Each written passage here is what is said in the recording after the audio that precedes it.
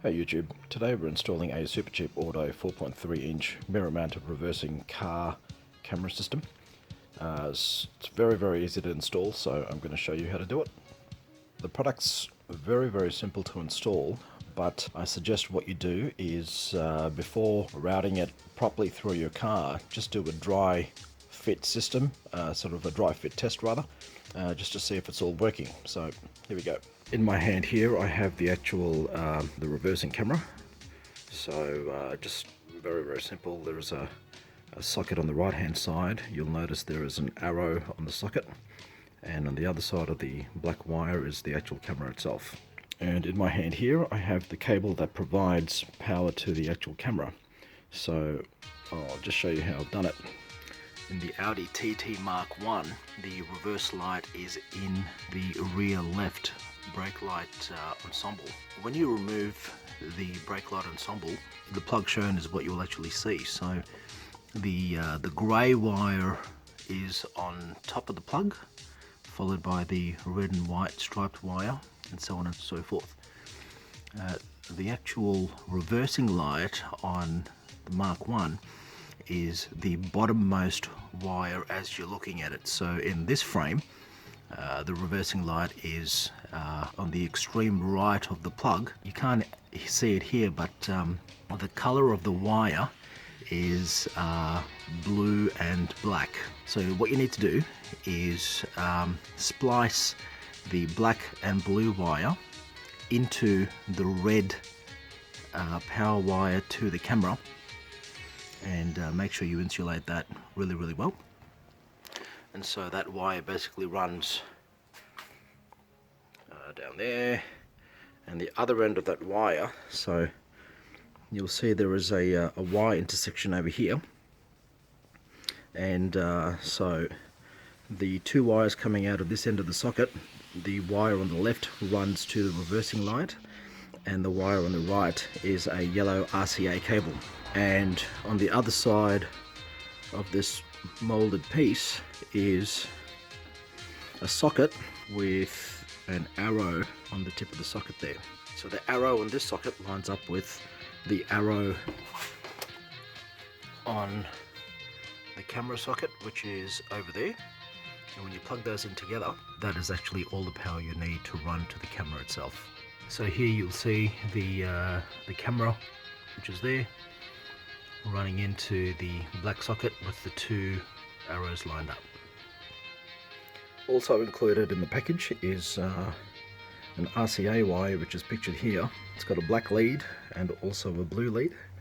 It's quite a long length of wire. This one I would anticipate to be perhaps 4 to 6 meters. The other end of this wire is just basically dry fit through the car, and it looks exactly the same as this. So on the other end of this wire is a yellow RCA plug, also with a blue little lead running out of it. They're identical on both ends. So in the Audi TT Mark 1, I've gone in through the actual boot. It might be a bit dark in there for you to see. So I've run the lead into, I suppose, through the firewall. So you can see on that wall over there, there are actually two circles or holes. And just to the right, we've got the circle on the left, the vertical rectangular piece in the middle, then the circle on the right, then you've got another rectangular piece to the right of the circle on the right, and just below that you'll see there is a crack of daylight coming through. That's where I've actually put the other end of that yellow RCA plug, and that comes out just over here, which in Australia is behind the driver's seat on the right hand side of the vehicle. And you'll notice I've removed the center panel and also the panel behind the driver's seat, and the center panel has the subwoofer housed, and it might be a bit dark in there for you to see, but there is that black wire coming out of that little crack that had the daylight, and that's where we end up. Now the mirror itself is just basically clipped onto the existing factory car rearview mirror, and on the back of the mirror there is 3 buttons, and more importantly a lead with let's see if I can focus on this.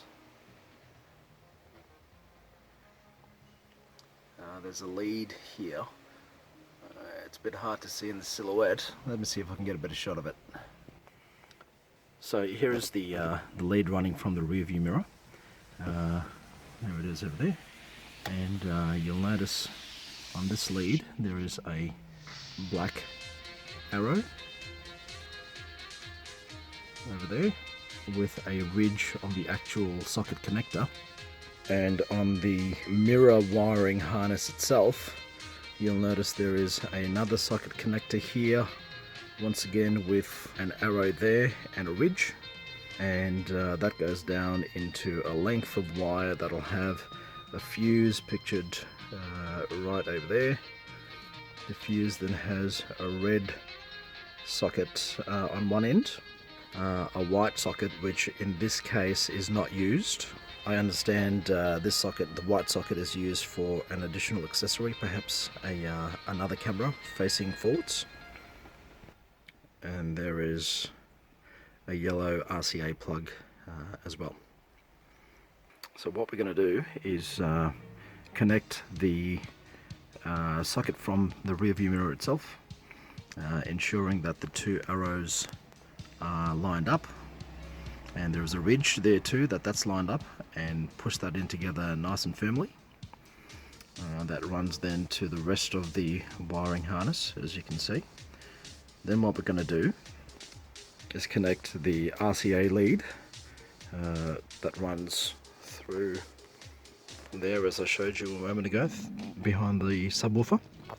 So we're going to connect that RCA lead to the yellow RCA lead in the wiring harness coming from the mirror itself, which then leaves the red socket and the white socket. So let's just disregard the white socket from here on in. There is another wire included in the pack, which is basically a red male socket over here, and that is just simply on the other end of that. Don't mind the splice that you can see over here.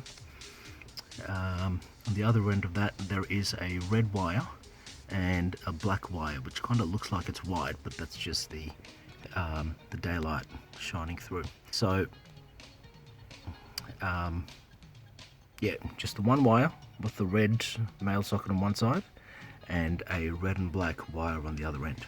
So pictured over here is the panel below or beneath the steering wheel that's been removed, and you'll see the fuse boxes to the right of that panel, and underneath over here you'll see a little box there with the 53, or is it 5.3, I'm not too sure, a black box with the 100, and to the extreme left of that is an upside down 167. So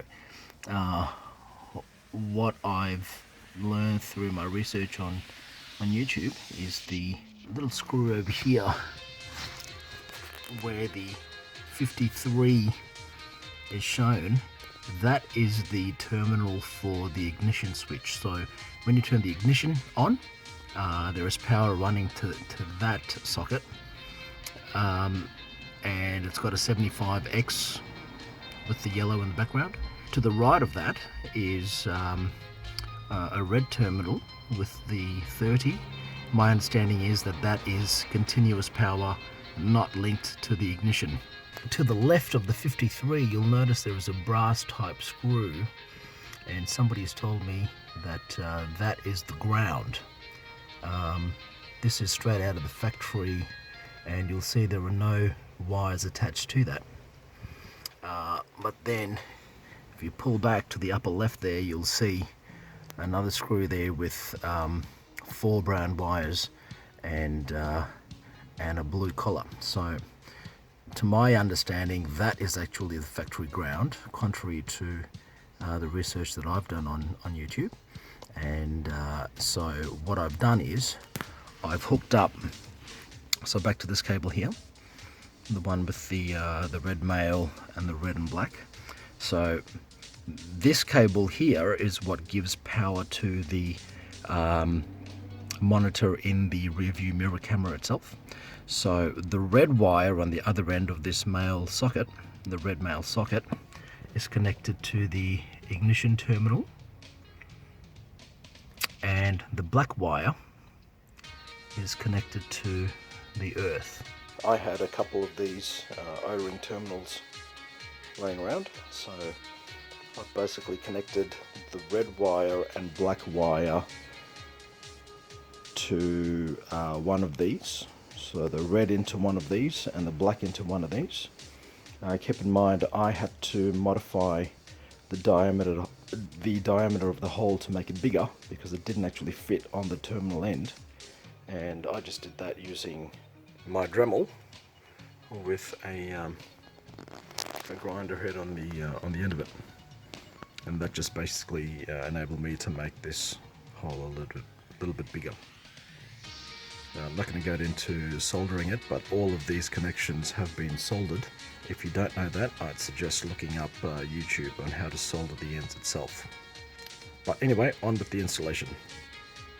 So what we've got here is the red wire connected to the ignition switch under the 53 with the 75 backed with yellow.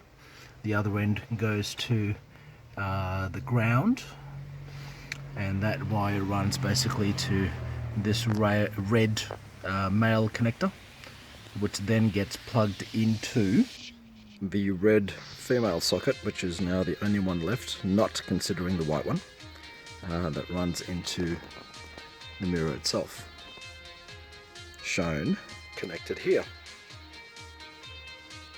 So now that that's all wired up correctly, I've got the key in the ignition, and I'm just about to turn the ignition in neutral, and this is what happens. Fingers crossed, if you've done it correct, there will be power to the rear view mirror,